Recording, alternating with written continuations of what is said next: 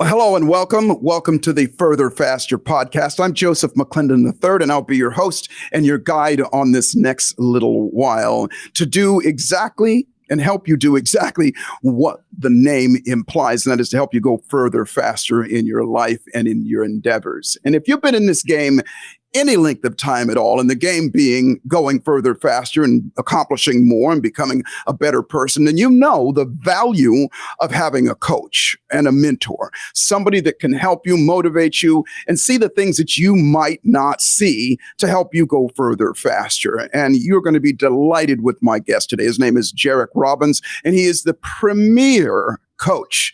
You're going to learn more about him, so grab yourself a pad and paper, settle in. I'll be right back with Jairek Robbins.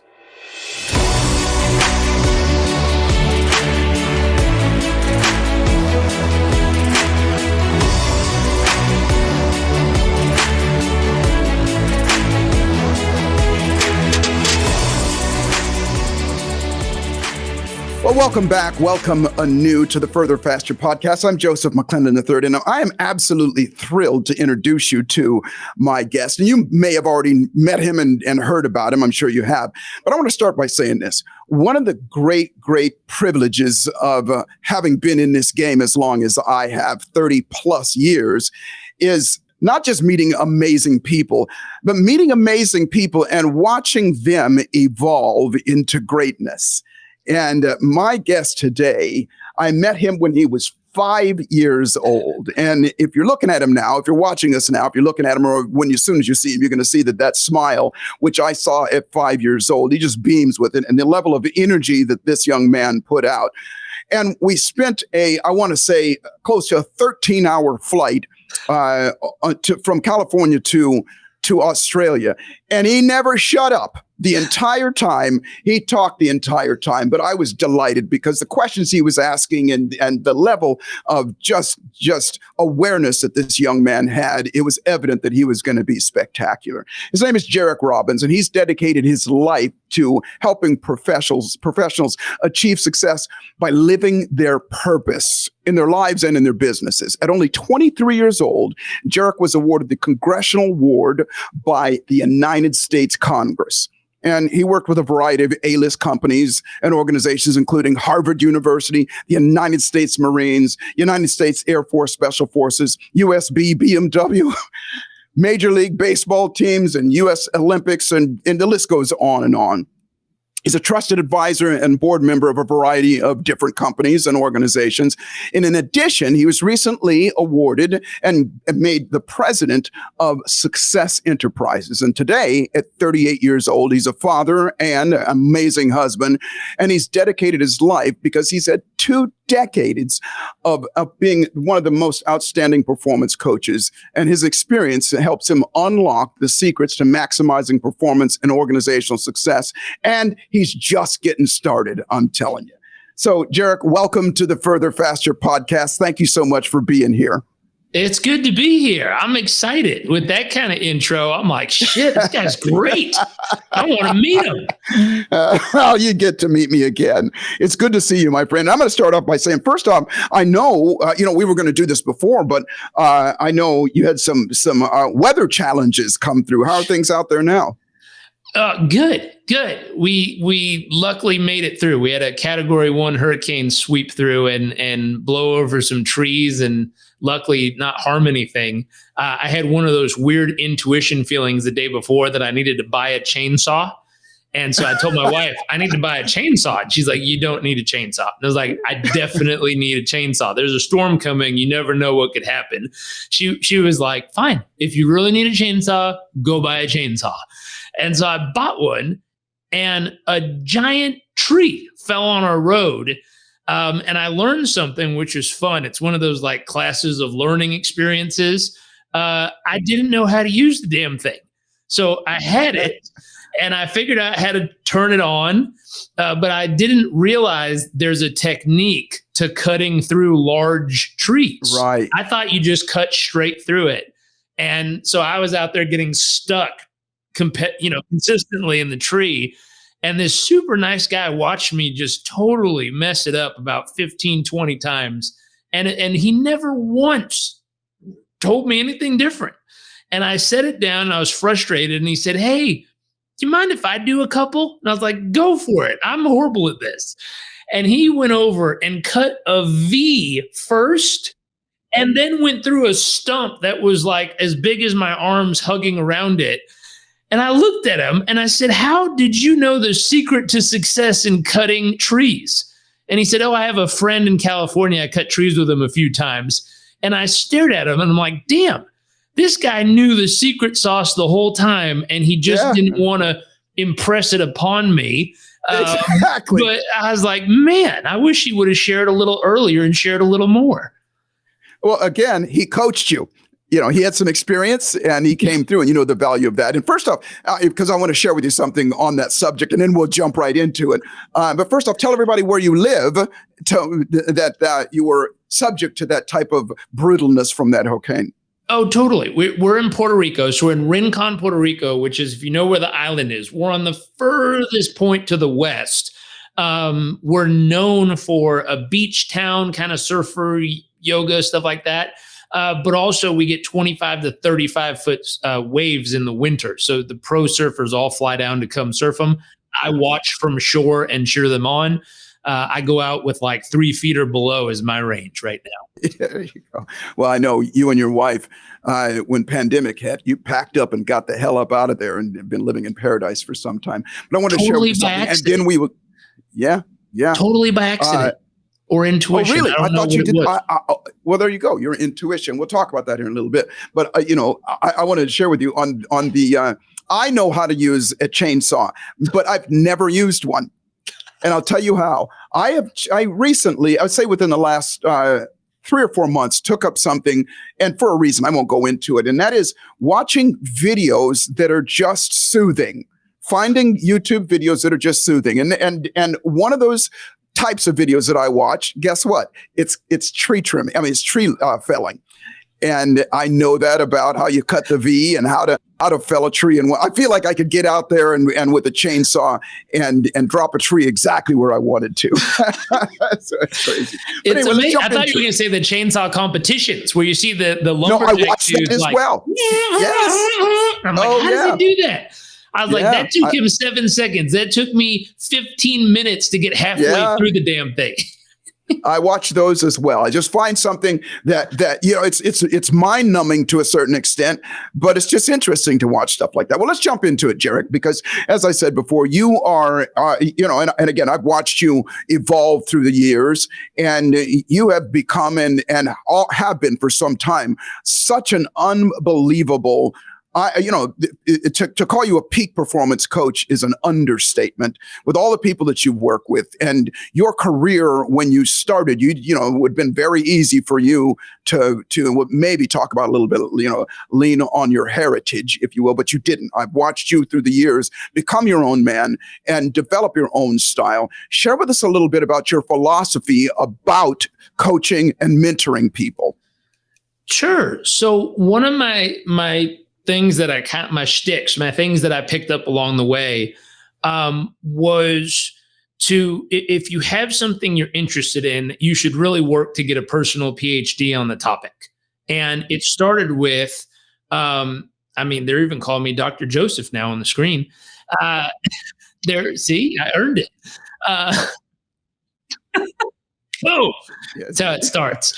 But the thought was I did semester at sea. So I took a lap around the world on a cruise ship, and the roommate I had, when I met him, we're stuck in a dorm room on a cruise ship that's ultra small and close for 3 months together. And this guy cruises on board, and he's got long hair. He's super skinny. He's from Berkeley, which can kind of describe all the rest of them. And he's the sweetest dude in the world. And he pops in there, and we were like, what's your major? What are you studying? And he smiled, and I told him psychology and human beings and understanding why they do what they do and how to get them to do more and better and live their best life. And he's like, I'm like, what about you? What are you studying? And he said, I'm studying love. Did you see butterflies, rainbows, and unicorns? I was like, and what school do you go to? He said, Berkeley. And I'm like, first off, I didn't know you can get a degree in love. Wow. Second, how does this work? And he says, well, it's a pick your own major process where I'm assigned an advisor and I have to build the curriculum. So I have to decide what books I'll read, what courses I'll take, everything that goes with it. I produce it. I have to go to my advisor. They either approve it or disapprove it. This was approved. And then as long as I do everything that's on there at a satisfactory level, I get my Bachelor in Arts in Love. Isn't that interesting? And I said, Berkeley. At Berkeley, which makes sense. That part adds up. Yeah, sure. And I was like, well, what are you going to do with that? So fast forward, he's a defense lawyer in Los Angeles that protects people who can't protect themselves. So he's wildly intelligent. Coming all the way back to at that moment, though, I said, what are you going to do with it? He said, I'm not sure. I just know I care deeply about love and I want to know everything about it. Why people do it. What causes them to get into it? Why do they fall out of it? Where does it come from? Where does it go? And all the bits and pieces. And I went, that is cool. And then I thought about it. I'm like, what do I care about enough that I want a personal PhD in? And I thought about it. And so far, I've spent the last 15, 16 years of my life studying relationships. Mm-hmm. And so I've gone through level 1 and 2 certification with Gottman. I've gone through all Alison Armstrong stuff. I've read dozens of books and taken courses and seminars. And I spent 5 years practicing, meaning learning and just kind of sorting through it before I met my wife. And then we've spent 8, 9, 10 years together practicing and 8 years married. And so I'm nearing 15, 16 years of my personal PhD process on the topic. And I went, wow, that's cool. I've spent the last 8 years studying with Keith on business. And so I'm about 8 out of 10. Yeah. Keith Cunningham. I'm about 8 out of 10 years into my personal PhD in business. I took, and then there's a process. You learn it.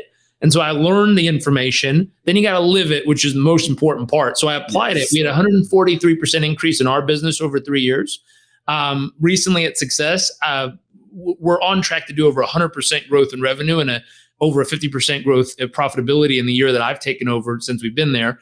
But we've helped companies grow, in 1 year in the pandemic, 50% increase in profitability, 175% increase in 50% increase in revenue, 171% increase in profitability, and 195% increase in net profit, all during the pandemic.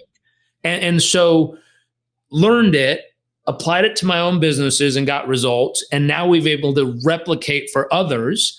And then Success was a neat piece because it's not just advising them to do it. It's actually, putting the gloves on and doing the work with the team and watching the needle move in the exact same ways that we've been able to advise and we've been able to do. And so it's this process of, and I'm only 8 years into it. So I look at Success as a fun way of kind of my PhD dissertation. It's the last couple of years where you prove it. You prove that it works. You know what you're doing, and now you get your hands on and you go write your dissertation and show how you can actually make the result happen in a real way.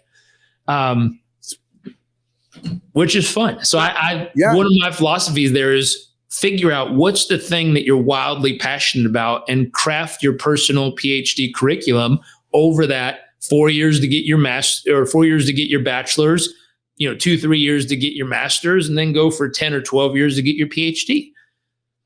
I love how you put that as well, because a lot of people, so many people that I run across in my businesses and things that they go, what's the secret? What's the number one thing? How can I get there? And, even the name of this program is Further Faster. How can I get there further faster? Further faster does not mean overnight.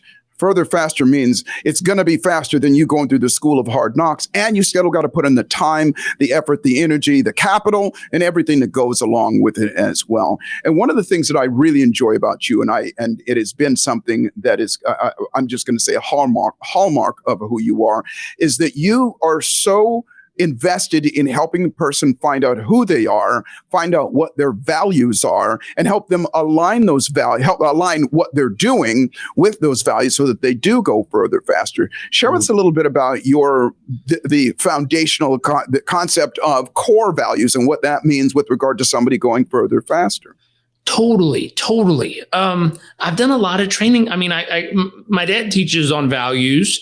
I met John DeMartini along the way, and he taught values in a totally different way, which I was like, wow, that's cool. Like that's different than what I knew to be true before. So it gave me a new reference point. And then I ran across Richard Barrett, who does corporate values over in the UK, and took his certification. And I was like, wow, that's a whole different animal too. And so I've been gathering as much information on values from multiple perspectives in different places for a while now. And my experience is, and I'll tell you kind of a personal story. My mom was struggling with her health, and it was a long-term struggle. It wasn't kind of an overnight thing. It was few decades of choices that added up in the wrong direction. Yes. And when I talked to John DeMartini about it, he told me, he said, if I were to sum this up in a simple way, it's simple, but it might take a moment to land. The reason she's making these choices is she's not aligned with her highest values. If her time, her behaviors, her thoughts, and her investment of self was aligned with her higher values, her highest values, she would be making radically different decisions of how to take care of herself, because she would value herself as the vehicle or vessel more to be able to then live up to her highest values and do what she was really called to do and called for. And maybe to simplify that a bit. First off, most people have no idea what their values are. Most people don't. And I know that's one of the things that you assist people in doing. And again, not to overly simplify it, but when you know what your purpose is and you know what's the most important to you, and that's part of your identity, then you will act accordingly. Most people, like I said, they don't know what their values are. They don't know what they're, even to describe themselves. If you ask people, who are you? What do you want? And what is your highest values? Most people go into, and they guess. They guess at it. And one of the greatest things about what you do is you help people find out just that, what their values are, what their identity is, and how, and again, align them with doing that. And that is one of the hallmarks of your success. And anybody that I've talked to that has ever been around you, anybody that I've talked to that has been coached by you, and you started, by the way, there's two things I want to point out. He mentioned his father, and his father, and I said earlier, this is a man who certainly, I'm not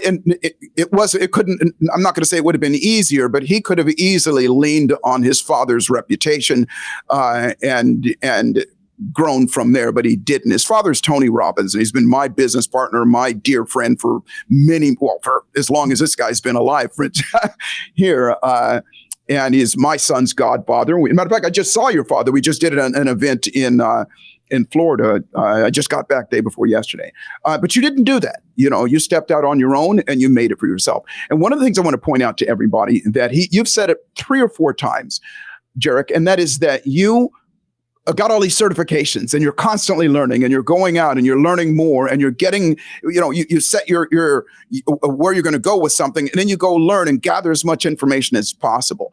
And that is one thing that I always tell people as well, that whether you got a coach, a mentor, or you're your coach, your mentor, constantly always be learning, because it's not just to store information. It's learn so that you can do something with this. Expand on that just a little bit as well. Why, even at this stage right now, you are the president of Success Magazine. You've got unbelievable amount of success of your own. You could stop learning right now. Why do you continue to learn? Oh, there's so much stuff I want to learn. Oh my gosh. The reason I asked that, I'm sorry to cut you off. The reason I asked that is there are, especially right now, there has been somewhat of a movement to help people recognize that maybe college is not your path. Sure. And most people think, well, that's where I go to learn. But the truth of the matter is, especially now, this is just my personal opinion, it is so much easier and you have so much more access to learn from people like yourselves without having to enroll in college courses. Tell a little bit about what your beliefs are about that as well, because you're a professional learner. You love to learn. But I don't think a lot of people have that identity. So I was working with the Special Operations Command at Hurlburt Air Force Base in Florida. And while I was there, the woman who commands the entire base, I sat with her and I said, what do you do here? What's the outcome? What's the purpose? What's the mission? She said, the mission here is to create I'm trying to remember the exact word she said, to develop something like to develop better citizens for the United States. And I said, ooh, that's interesting. So she's developing great citizens. And I said, can you tell me some of the breakthroughs you've had, some of the things that made things better here, that sped it up, that gave it the ability to improve what used to happen back in the day? And she says, I'll tell you, when we allowed people to have self-choice learning activities, the amount of information they consumed went up 5x overnight. And I said, what do you mean? She says, a standard course, you have to show up on the day, at the time, take the class, learn the thing, take the test, graduate, move on, next class. When we digitized them, there were certain classes they had to show up to, but there were other classes, and she goes, watch this. If you walk outside, it was Sunday morning, we walked over to where the learning center was. There was a whole stack of people sitting on the front steps on their laptops, taking courses on their own time, Sunday morning, just storming through information. And she said the key was we allowed them to pick their own learning journey, and it allowed them to do what they were passionate about. And they did it 1,000 times better and more efficiently than the stuff they were forced to go through.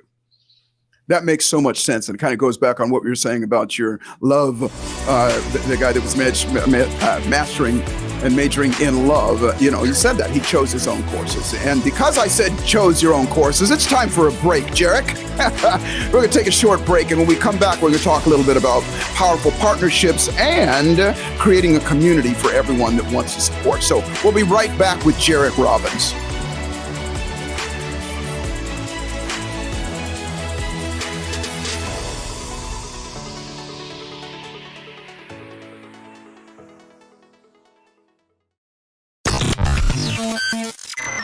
You're enjoying this episode on Angel Phoenix Productions Podcast Network. To explore a complete lineup of quality programs and media production services, head on over to angelphoenix.com or like our Facebook page at facebook.com/Angel Phoenix Productions.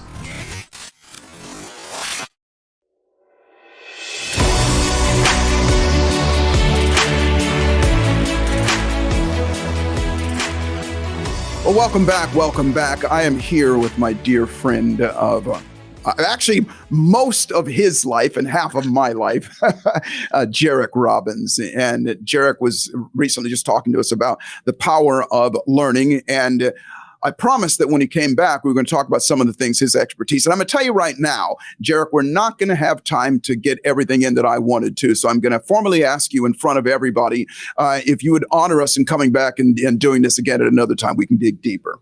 Totally. Love to. Fabulous. Well, let's talk a little bit about building powerful partnerships and business accelerating in your business. Yeah. Partnerships is the way I've grown. I looked back and I said, what was every major lift I had in my business when I first started? And I looked all the way back to, it was partnerships. It was always teaming up with the right people that caused major quick lift. And one of my friends introduced me to a concept, 3-piece concept around powerful partnerships.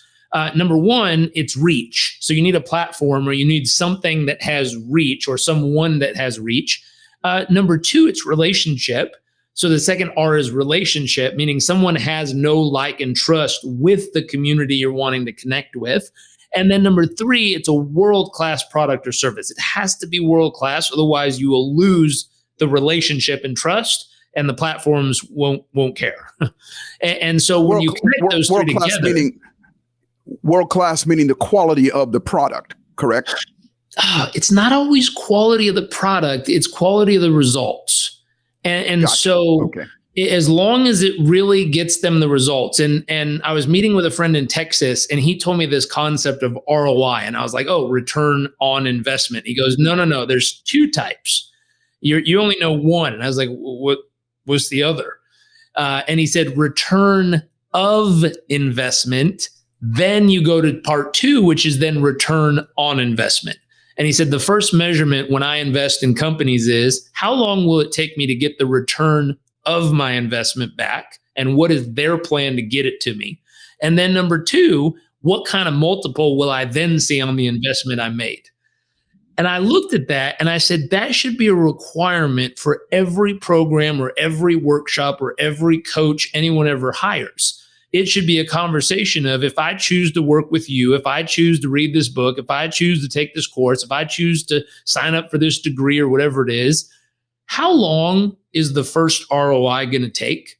How long until I get my return of my investment back? If it was 5,000, how long does it take me to earn 5,000 back with what I've just received and experienced? Then what is the lifetime ROI multiple I can earn for the lifetime of what I've just gathered? And if it takes me 5 months to get my $5,000 back, but then I have 40 years of use and each year I can produce another $10,000, that's $400,000 plus the five I got back within 5 months. And I was like, that's a great return. Yeah. Like, that's unbelievable. Those are my only investments these days, by the way. I just made an investment a little while ago where I get my principal back. Well, actually half of my principal back in 18 months.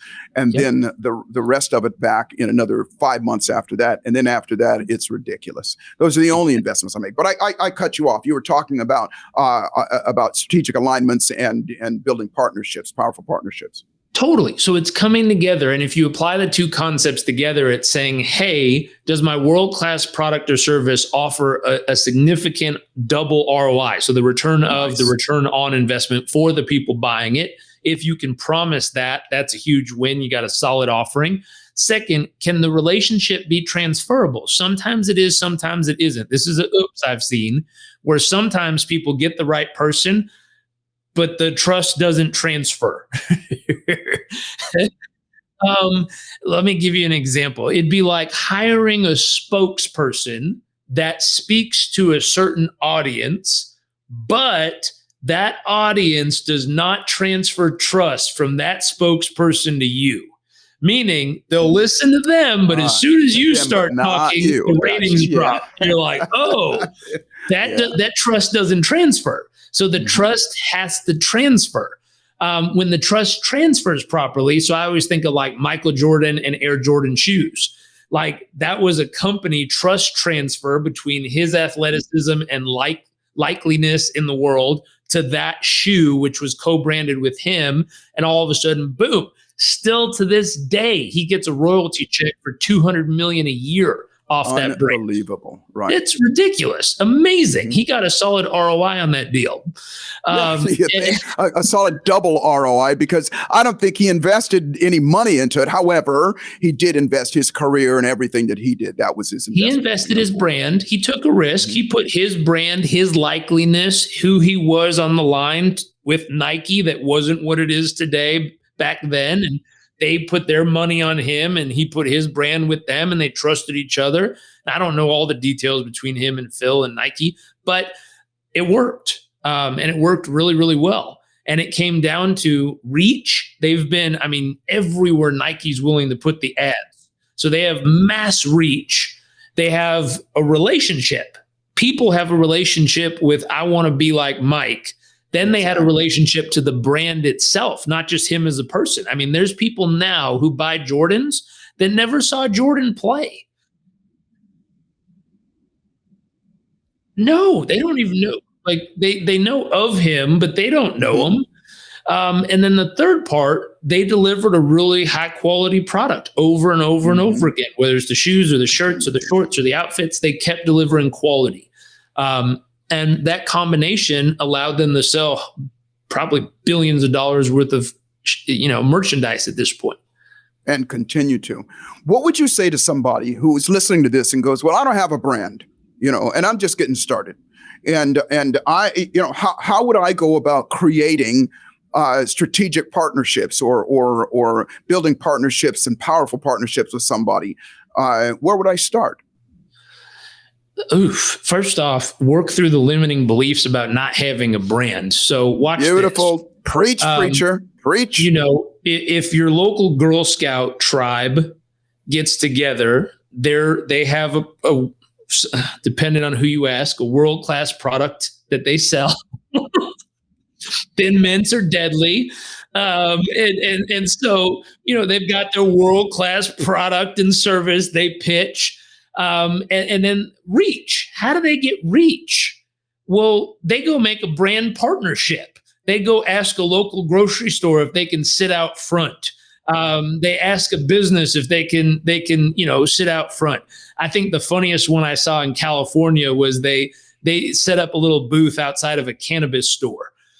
And I was like, well, these girls are entrepreneurs. They know what they're doing. They got people with munchies coming out to buy, the whole wagon of cookies. And so they ask reach if they can set up in a location that has a high volume of humans. Relationship, they're the relationship builders. If you've ever walked by that little booth, they are determined to build a relationship with you in a few moments. And then they've got their product and service. So if a Girl Scout can do it, you can do it. And you just got to think of those 3 connection points. You don't need the Super Bowl commercial to start with. And for nowadays, I mean, golly, you could go on Google and spend $100 and get in front of thousands of people. You can just boost your Instagram post and get 10,000 people to check it out. And so the reach is not hard nowadays. The relationship is important. And you got to think of relationship as transactional, relational, or transformational. The problem most people have is they're operating in transactional. And that's why people will only buy from them if it makes sense in the short run. Exactly. But when things get going and things get tough and rough and bumps and stuff, people ditch them immediately. And the key is, can you build a strong enough relationship that they'll stick with you when it matters? No doubt. And people operate in that transactional mode and not really even knowing what that means, not knowing their worth, their value, and so on and so forth. Well, Jairek, listen, again, please come back. We are absolutely out of time. But before we go, first off, thank you so much. But before we go, 2 things. Number 1, what have you got going on? And how will people get in touch with you? Because I want people, listen, if you're listening to this right now, the purpose of this, we bring you the best of the best. And obviously today is an exemplary example of that today. And how would people find you? And what do you got going on that would interest our listeners? Two things. One, if you want to take that values assessment to figure out what your values are and get really aligned, you can go to highperformancevalues.com or just go to my Instagram and click the link in the bio. And that'll help you sort out and get real clear on your values. Number 2, at Success, our mission is to build the world's most collaborative communities that help people live their best life now. If you want to join our community, just go to success.com/community, and it'll bring you into our Discord channel where I'm in there chatting and connecting with people daily to help them elevate and be better. Spectacular. And all of this information we're going to put in the description as well. Jairek, thank you so much. I love you. And it's been a one of the joys of my life is to watch you grow, you and your family. And, I know you're in paradise now where you built your home, but I know you talked about coming back this way here sometime soon. And so I want to thank you so much for being part of the show. And everybody, remember this. So first off, look this man up, go take that evaluation, and again, all the things that we talk about here are to assist you in whatever your outcome is. And here you have a man that specializes in that and has for decades and has worked with the best of the best and is the best of the best. So I highly encourage you to look him up and use these tools to go further, faster. And lastly, I will always say that life is exactly what you dare to make it, and fortune favors the bold. So the trick to life is to constantly boldly step up and dare to make your life magnificent. I'm Joseph McClendon III. This has been Further, Faster, and I will see you at the top.